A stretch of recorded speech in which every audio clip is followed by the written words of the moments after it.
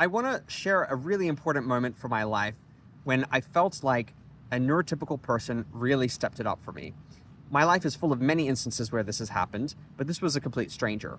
I was on a Hawaiian Air flight, and it was a long haul flight from Australia to the US, and I was starting to get very anxious and overwhelmed. It can happen. I get discombobulated and disoriented or uncomfortable during long haul flights because the sensory overwhelm of being stuck next to somebody in a limited seat. I don't like to move once I've sat down because of all the fussing of having to climb over people and the discomfort of the fear I'm going to run into somebody or hit them. So I just tend to sit in my seat, but I start to feel really restless and uncomfortable, especially if I don't sleep, which is often the case. I often don't sleep on flights because of the discomfort. So at some point during this flight, I think we were about to do a layover in Hawaii, and I was just starting to feel my anxiety creeping up. And I had anti-anxiety medications, but they weren't really helping. I felt that panic, like I was really overwhelmed and I didn't know what to do, and I felt like I was losing my mind. And I know I needed space just to decompress.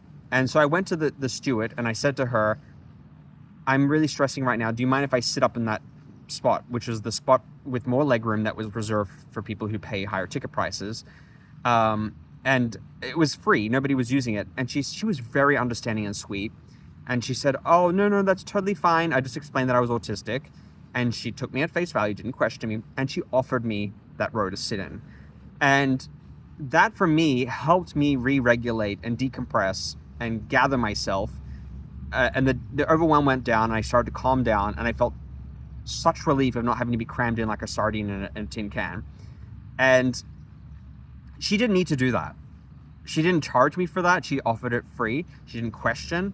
It was just a kind, generous, sweet act that she wasn't obligated to do, but she went out of her way to accommodate me. And that was very impactful. When people take these kinds of steps, when they go all out to accommodate us, it communicates that the world isn't completely ableist, that there are people there who are capable of empathy and compassion, and that accommodations, as small as they are in this case, can make a huge difference to somebody in their mental health and their ability to cope. I try to be the most diligent, responsible person when I go into these situations. I wear earplugs, I bring eye masks, I take medication. I do everything that I possibly can to keep myself regulated, but my body and my mind don't comply. As a neurodivergent, I'm a lot more sensitive and prone to sensory overwhelm, for example.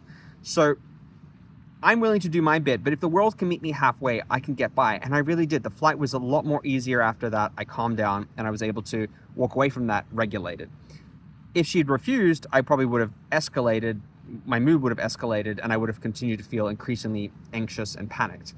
And so it just goes to show, small gestures really count. Has somebody in your life ever shown up for you that way when you were experiencing a challenge related to being neurodivergent? And how did it impact you? What difference did it make in your life? And has it stuck with you? What's the most memorable instance? This is one of many in my life, but I wanted to call out this steward and her kindness. It's been almost 10 years since that happened, but to this day, it still resounds with me, and I still feel incredibly grateful for her going out of her way to help me like that. I would love to hear your stories. Please drop me a line and let me know.